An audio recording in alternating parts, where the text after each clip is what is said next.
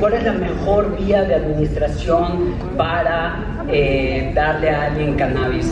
No hay una sola respuesta, sino que Nico tiene que empezar a hablar de un montón de cosas que hacen desde muchos aspectos una respuesta compleja, porque estamos en un tema complejo, tratando con una nueva forma de hacer medicina, que justamente está viniendo en una ola de cambios en toda la ciencia. La mayor parte de la naturaleza funciona de forma no lineal. Nosotros, la biología, todo lo que tiene vida en la naturaleza, funciona en gran parte de manera no lineal. No puedo analizar este tema tan importante lo quisiera yo reducir el día de hoy, si ustedes me lo permiten, a darle un tratamiento medicinal a un sistema biológico con otro sistema biológico. No lo puede, el estudio, el entendimiento, la racionalización, no la puedo reducir a esta forma científica de la que hemos estado tan acostumbrados en los últimos años, en los últimos centenas de años. No puedo separarla entre sus partes, analizarlas por separado y luego juntarlas. Tengo que ver el fenómeno completo. Tradúzcanlo a lo que les estaba diciendo la doctora Julieta. Es la planta completa, la flor completa, es el paciente completo, el estado físico completo del paciente el que tengo que tener en cuenta, no analizarlo por separado. Y puedo tener una forma de saber de antemano qué tendencia va a dar ese fenómeno, pero no puedo hacer una predicción exacta en la que yo recibo al caballero que está aquí enfrente, le pregunto cuántos años tiene y le pregunto cuáles son sus padecimientos, y entonces digo, este seguro le tocan 30 miligramos de CBD y le digo, te lo vas a tomar cada 8 horas y entonces yo sé que en 6 meses ya vas a tener este resultado. No va a funcionar así. Va a ser un tratamiento, un entendimiento muchísimo más complejo por la naturaleza no lineal del sistema que estamos tratando, que es un sistema biológico, que es un cuerpo de un ser humano, en conjunto con otro sistema biológico, que es una planta como estas. Yo voy a hablar del sistema de las personas que están consumiendo la cannabis y me voy a ser específico en el subsistema del sistema que somos, en el subsistema que es el sistema nervioso y principalmente en el sistema nervioso central. Entonces por eso la plática se llama neurofarmacología de la cannabis, porque me voy a centrar en explicar un poquito a grandes rasgos qué pasa cuando uno consume cannabis en el cerebro y cómo eso puede tener un potencial de riesgo, pero también puede tener un potencial de tratamiento. Las sustancias que hay en la cannabis son fármacos. La siguiente, por favor. Fármacos que cuando intervienen en ciertas partes del sistema biológico que somos nosotros, generan ciertas reacciones tan diversas que hasta pueden ser contradictorias unas con las otras. Por una parte, se van a encontrar artículos científicos que dicen que la cannabis puede servir para ayudar a la cognición y a la memoria. Y por otra, que es un factor de riesgo para la enfermedad de Alzheimer. Y por otra, que es un factor neuroprotector para enfermedad de Alzheimer. Por un lado van a ver que trata el insomnio y por otro lado van a ver que da problemas de sueño. Por un lado van a ver que puede generar enfermedades y por otro lado van a ver que puede tratar enfermedades. Y aquí viene esta caracterización que les estaba dando en la introducción. No se frustren, solamente se van a frustrar si quieren darle un entendimiento a esta cultura medicinal como se le ha dado a otras medicinas que hemos estado tratando en los últimos años. Hay que tener un cambio también cultural, social, científico, epistémico, de entendimiento, que una misma cosa me puede dar un montón de resultados distintos. Pero no se asusten. Lo que yo estoy tratando de compartirles el día de hoy es una manera de poder estar muy tranquilos en esta incertidumbre y poder darle sentido a esa incertidumbre con tal de que podamos tener la mejor racionalización de cómo aprovechar esta sustancia que puede ser tan benéfica para el cuerpo y saber tratarla de una forma en la que no sea dañina para nosotros. Piensen como que estuviéramos tratándola como una pareja nueva que estamos tratando de conocer, que no es la persona más perfecta del mundo, que también tiene sus cosas negativas, pero estoy tratando de ver la mejor forma de armonizar mis cosas positivas y mis cosas negativas con sus cosas positivas y sus cosas negativas para generar el mejor equilibrio, porque estamos tratando con seres vivos. La siguiente, por favor. Entonces, este es el camino teórico que vamos a tratar. Primero vamos a hablar rapidísimo del perfil químico, de cómo la preparación, la vía de administración, contestando al estudiante de medicina que estaba hablando por ahí, cómo la dosis y cómo el perfil biológico de las personas pueden tener ciertas combinaciones como para que yo haga esta racionalización novedosa de que yo les estoy compartiendo y entonces pueda decir, ya sé qué le voy a dar a esta persona y para qué. Entonces, no va a haber una respuesta de decir, oye, no sé quién haya preguntado es por aquí, pero mi paciente con Parkinson, ¿qué le doy? Siempre tengan una pregunta agregada. ¿Qué le doy para qué? ¿Para quitarle las náuseas? ¿Para quitarle el temblor? ¿Para quitarle el temblor en la mañana? ¿Para quitarle el temblor en la noche? ¿Para quitarle las náuseas a mi paciente pediátrico? ¿Para quitarle las náuseas a mi paciente geriátrico? Siempre tienen que contextualizar la pregunta que están haciendo y preguntarse, no solamente, oigan, ¿cuál es la mejor vía de administración? La vía de administración, ¿para qué? ¿Para quién? ¿Para qué sistema y para qué resultado? Por eso la doctora Julieta hablaba de paliar síntomas, no curar enfermedades. Entonces, así es como tenemos que tratar la cannabis desde el punto de vista medicinal, preguntándonos qué es lo que quiero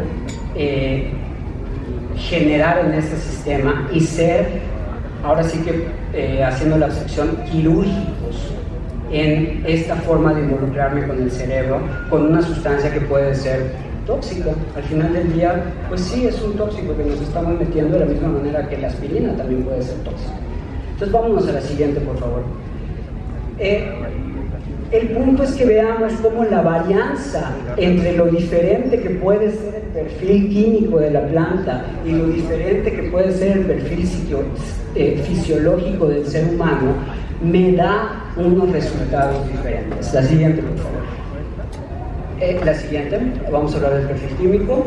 Esto ya lo dijeron mucho, dependiendo de dónde viene la planta, tiene diferentes perfiles químicos, cuántos flavonoides, cuántos terpenoides, cuánto de THC, cuánto de CBD. La siguiente, cómo cambió, esto ya lo decía Nico, cómo cambió de una plantita así medio flaquita a estos cogollos, gordotes. Esto prácticamente yo podría apostar que sucedió por la prohibición, porque nada más nos hace falta que nos prohíban algo para que queramos hacerlo más.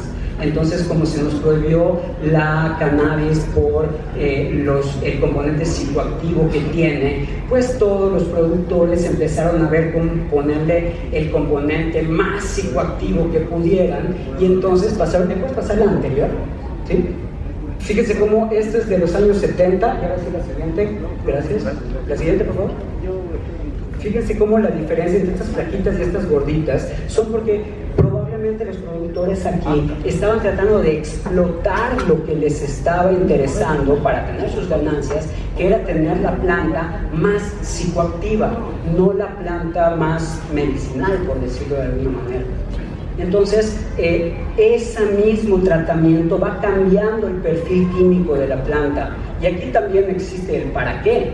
¿Para qué quiero tener estos cogollos tan gordotes? Primero que nada, para que mi planta me dé más, para que pueda producir más, para que pueda ganar más cuando se la venda a mis clientes, y también para que los clientes que la están, no pacientes, clientes, que la están consumiendo, pues digan, la de este hombre o esta mujer que me la dio está súper potente, está súper dura. Ahí también está el para qué. Fíjense, la siguiente, por favor. Entonces, si ustedes ven una planta, van a ver que tiene como cristalitos, y dentro de esos cristalitos, esta es una fotografía de un microscopio hacia esos cristales. Ahí es donde viene la mayor parte de los químicos que nos interesan para poder hacer un uso medicinal de la planta. La siguiente, por favor.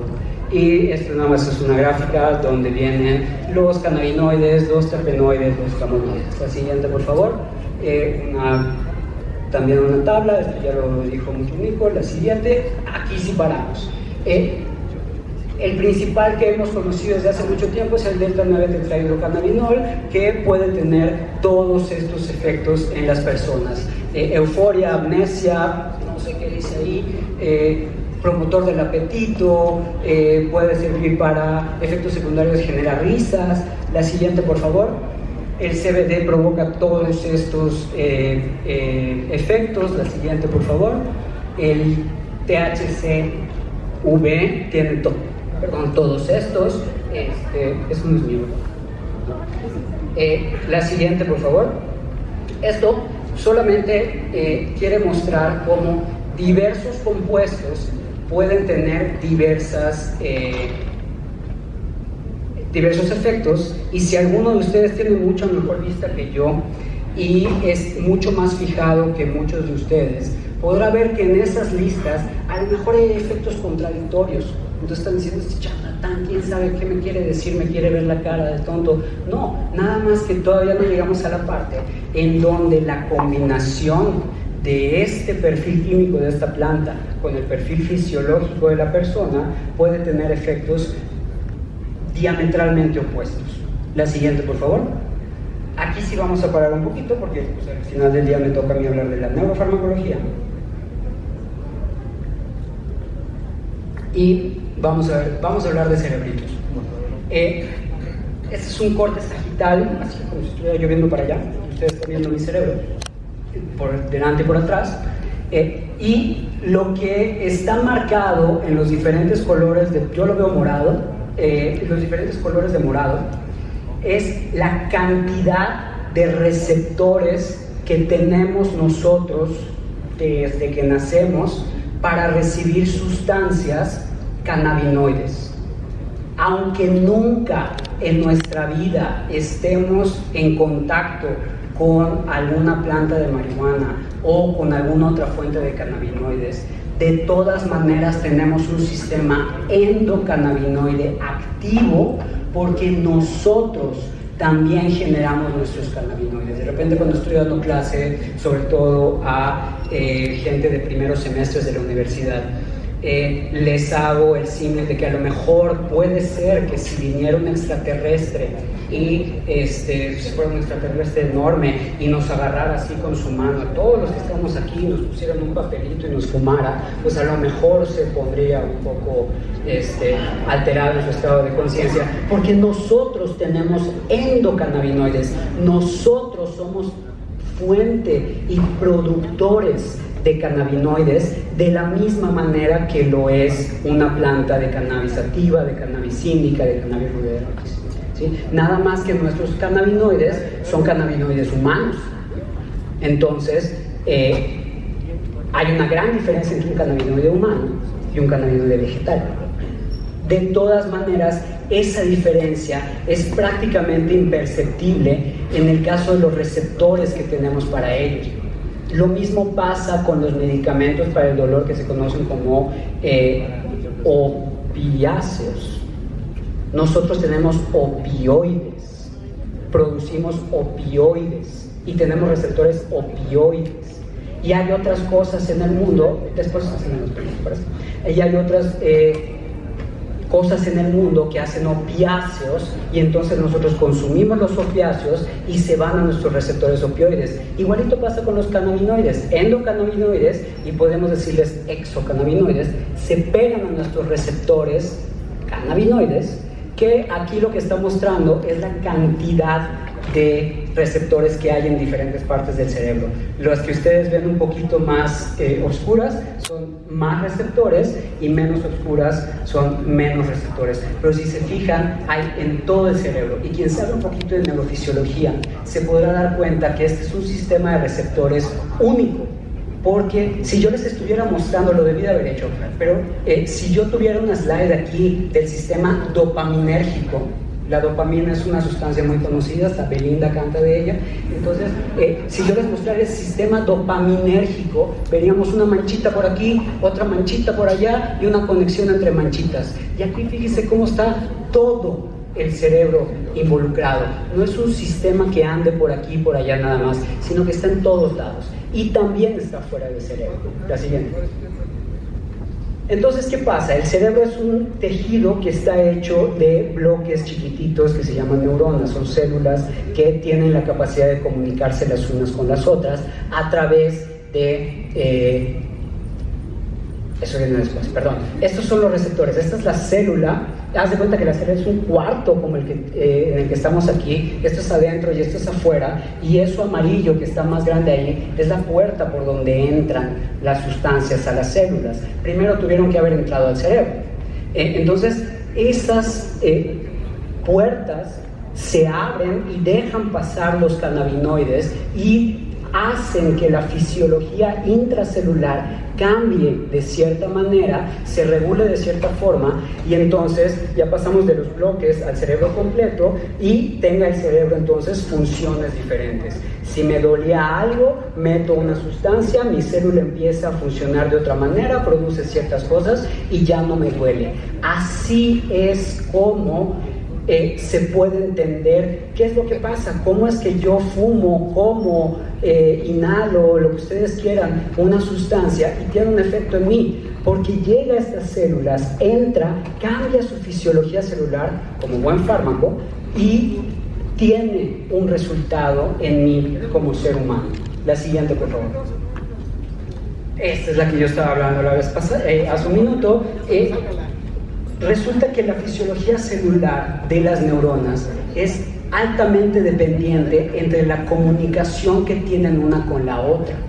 Yo tengo que mandar un mensaje de una parte de atrás de mi cerebro a una parte de adelante para que se dé el resultado que quiero. Entonces mis células tienen que platicar entre ellas. Entonces tienen proyecciones que se juntan. Haz de cuenta que yo soy una célula y el caballero es otra, puedes hacer manos.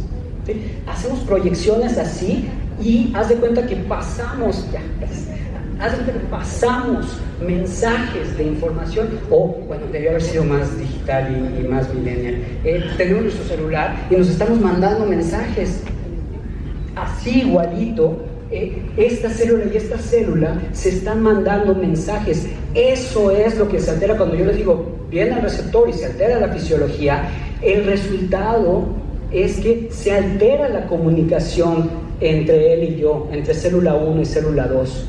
Entonces él me va a estar mandando mensajes que dice, oye, a la célula de hasta allá atrás se le pegó un cannabinoide, entonces eso quiere decir que tenemos que mandarnos otro tipo de mensajes. Ah, ok, ya lo entendí. Y entonces yo saco mi proyección y se la mando a la célula de aquí, y todos nosotros somos células de un cerebro que, como ya tenemos esta comunicación entre nosotros, lo que se altera es la comunicación entre células. Ese espacio entre célula y célula, lo que hay aquí se llama sinapsis. Lo que pasa de una célula a otra en la sinapsis cambia gracias a que se puso una sustancia exógena y entonces se da el resultado. La siguiente, por favor. ¿Qué resultado es con los cannabinoides? Es un resultado generalizado. Si estuviéramos hablando de la dopamina, estaríamos hablando de memoria, estaríamos hablando de pensamiento, estaríamos hablando de percepción, estaríamos hablando de movimiento. Si estuviéramos hablando de serotonina, estuviéramos hablando de sueño, hambre, ánimo. Si estuviéramos hablando de otro tipo de sustancias, estaríamos hablando de ciertos síntomas. Los endocannabinoides son generalizados. ¿Por qué? porque tiene la capacidad de que, haz de cuenta, estas son neuronitas, no se ve muy bien, pero estas son las proyecciones de las que estábamos hablando, son como los brazos del mío y del compañero, que de repente puede ser que se estén comunicando demasiado. Y ahí es donde llega un cannabinoide, que puede ser endocannabinoide, no tengo que fumarme nada.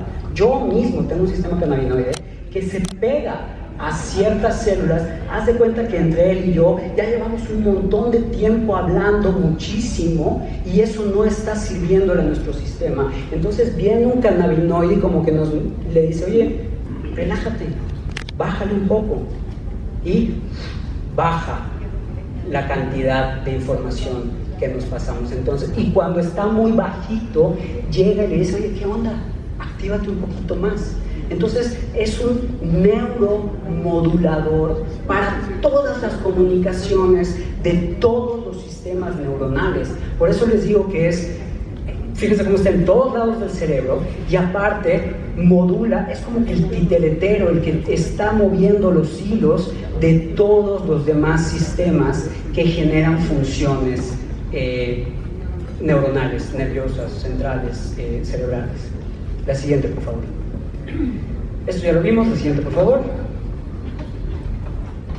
También, la siguiente, la siguiente, la siguiente, la siguiente. Preparación, gracias. La siguiente. La siguiente. Esto, bueno, puede ser en flor, ya se lo dijimos. Puede ser en hashish, que es un aglomerado ahí de la resina con otras cosas que hace que se aglutine perfectamente bien. Entonces es un concentrado muy, muy grande. La resina, ¿saben qué es? ¿Se acuerdan de esos honguitos como cristaloides que se veían? Esos, si yo los aglutino, se hacen en una resina que puede ser en forma de hashish. La siguiente. En forma de algo que es como un polen, que se llama kief. La siguiente. Puedo hacer extractos como ceras. La siguiente. Esto también puede ser como una resina. La siguiente. Tinturas. La siguiente. Otro tipo de tinturas. La siguiente. Estas solo son fotos de diferentes preparaciones. Gracias. Que me van a dar diferentes vías de administración. Y aquí viene la pregunta, compañero. ¿Cuál es la mejor vía de administración? Agreguemos la siguiente. ¿Para qué? ¿Para quién? ¿En qué momento? Entonces, ¿cuál es la mejor vía de administración para las náuseas de un paciente de 34 años que está saliendo de quimio? Obviamente no va a ser la vía oral, porque si tiene náuseas le va a estar costando muchísimo trabajo tragar. ¿Están de acuerdo? Entonces ese es, fíjense, parecía muy extraño esto de los sistemas lineales y los no lineales. En realidad es muchísimo de sentido común. Nada más hay que saber qué variables tengo que tener en cuenta para tomar mis decisiones. Tan simples como decir, obvio, no le voy a dar algo tragado a alguien que tiene náuseas. Entonces tengo un montón de otras vías de administración. ¿Hacia dónde quiero que llegue? ¿Me interesa que nada más llegue hacia la piel? Pues se lo doy cutáneo. Este pobre hombre no puede tragar y aparte está todo fregado en su sistema de aquí, de allá y de allá, pues se lo puedo dar por la mucosa rectal, ¿no? Sublingual. La respuesta entonces, ¿cuál es la mejor vía de administración? Depende. ¿Sí? ¿Qué le doy a mi paciente con Parkinson? Depende. ¿Sí? De todas estas cosas. Pero sí hay respuesta, nada más hay que elaborar un poquito más. La siguiente. Vía de administración fumada, siguiente. Fumada en pipa, siguiente. Fumada en estos que se llaman, gracias, siguiente. En gomitas, puedo hacer un extracto y hacer unos ositos gomitas. La siguiente. La siguiente. En galletas. La siguiente. En pastillas. La siguiente. En ungüentos. La siguiente.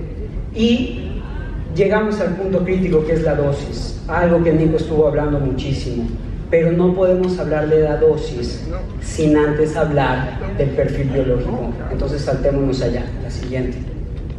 Perfil biológico, siguiente. Este es un punto sumamente importante, el tono endocannabinoide. El tono endocannabinoide quiere decir, me está hablando cómo está la comunicación entre célula y célula, dependiente de qué tanto están ocupados dos tipos principales de receptores, que seguramente hay más. Y seguramente el tono endocannabinoide es mucho más complejo de lo que estoy hablando, pero vamos a hablarlo en términos sencillos para que después quien esté interesado se complejice todavía más. Entonces, imagínense que tenemos dos grandes tipos de receptores y algunos sirven para una cosa y otros sirven para otra. No es gran noticia en este momento, ¿no? Entonces, depende qué tanto está activado mi sistema endocannabinoide, en qué balance, para saber también qué necesito yo en ese momento.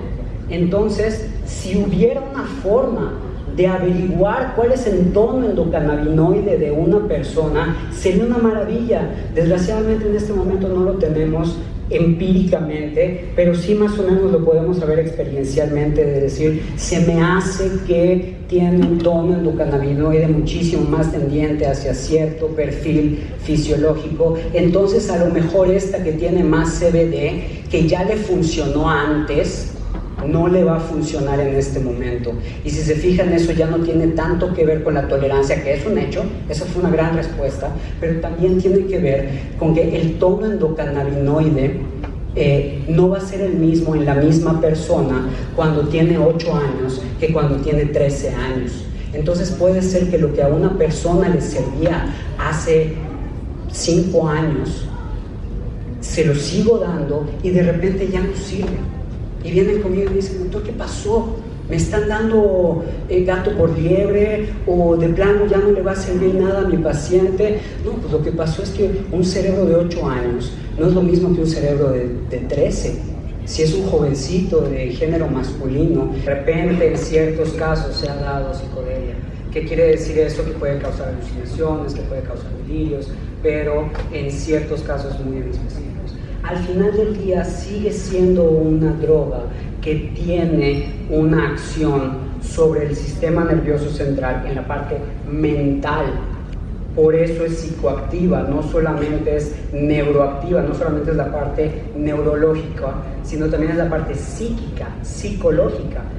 Y entonces ahí voy a remitirme a un autor que ya falleció, de nombre Terence McKenna, que él habla acerca de cómo las drogas, cualquiera que sea esta, el efecto psicodélico o psicoactivo que va a tener en la persona depende de muchísimas cosas. Primero que nada de la dosis, segundo que nada del perfil biológico, como ya lo estábamos hablando, pero también él habla set y setting, o sea, la disposición y dónde lo estás consumiendo. Entonces, la disposición es una cosa muy personal. Al final del día, no se me haría raro pensar, y de hecho es una tesis que yo estaría dispuesto a apostar por ella, que a muchas personas que consumen marihuana y les va súper mal porque les da muchísima ansiedad, muchas de ellas, fíjense cómo no me estoy comprometiendo tanto, muchas de ellas puede ser que les dé esta ansiedad porque saben que están consumiendo una sustancia ilegal, y eso tiene un impacto desde un punto de vista incluso transferencial, hasta medio psicoanalítico, me voy a poner en este momento, es decir, estoy haciendo algo prohibido, estoy haciendo algo que me dijeron que está satanizado, estoy siendo malo. Entonces, si eso llegara a pasarle a una persona, ese es el set, la disposición con la que está entrando. Y todas las drogas van a tener, por lo menos la marihuana, van a tener el mismo resultado en todas las personas. Van a aflorar y a quitar filtros que normalmente tengo y van a dejar que yo me vea como realmente soy. Y si soy una persona que de por sí se persigue mucho, como que es muy punitiva, muy persecutoria consigo misma, muy obsesiva, muy rígido, muy inflexible, y estoy haciendo algo malvado, muy probablemente vaya a detonar eso en mí y yo me vaya a perseguir a mí mismo. Y entonces está más fácil decir, es la marihuana la que me hizo sentir paranoia. No, papacito, es tu crianza, es tu estado, es tu manera de percibir al mundo, de percibirte a ti, y el hecho de que consumiste marihuana, por supuesto, ¿no? Entonces, una. Dos, en ciertas personas voy a usar el vocabulario que tú utilizaste, que me pareció muy bueno, puede detonar ciertas enfermedades mentales. Sí, es un hecho, comprobado clínicamente, con experimentos clínicos muy serios, pero en un porcentaje muy chiquito de la población. Hay un tipo de carácter genómico que puede predisponer a las personas a que tengan psicosis. Por ejemplo, si mi mamá tiene un trastorno psicótico, mi papá tiene un trastorno psicótico y mi gemelo debutó hace 2 años con un episodio psicótico y yo tengo 15 años y le estoy entrando a la mota durísimo, lo más probable es que esté jugando con fuego, porque también tengo una composición biológica que está demostrado que puede hacer que yo tenga un brote de psicosis. Aguas, eso no quiere decir que la marihuana hizo que brotara la psicosis. Esa psicosis a lo mejor brotó con la marihuana, o pudo ser que haya brotado por otra cosa, pudo ser que haya brotado por un divorcio, pudo ser que haya brotado por algún otro factor. No tenemos manera de saberlo. Lo que sí tenemos manera de saber es una tendencia hacia un riesgo en ciertos sectores de la población poco privilegiados, en donde, pues, ¿para qué le juegas? Mejor ni te metas, porque sí puede, uno, generar el primer episodio psicótico más temprano en personas con alto riesgo de psicosis, y 2, hacer que las recaídas sean más constantes y por ende que el tratamiento sea más difícil.